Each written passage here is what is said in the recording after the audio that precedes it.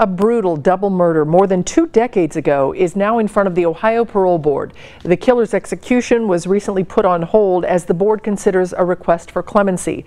Local 12's Jeff Hirsch was in Columbus for the board's hearing, which focused on a juror with a change of heart. It was all about, like, is the guy going to die or is he going to live? Ross Geiger was on the jury which convicted Raymond Tibbetts of the 1997 murder of Tibbetts' wife, Judith Crawford, and the couple's landlord, Fred Hicks.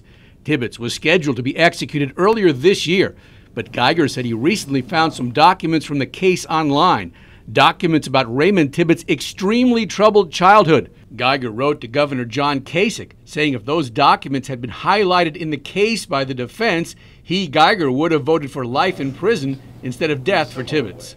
As a juror, all I want is the information. I don't know. I'm sorry. Is it too much to ask for a juror to rely on the attorneys to provide the information that's available? But the Hamilton County Prosecutor's Office said Geiger had a change of heart 20 years later, which other jurors never had the chance to consider. And that's not what our system's all about. The system worked in this case. Victims' relatives told the parole board the system will have truly worked when Raymond Tibbetts is executed.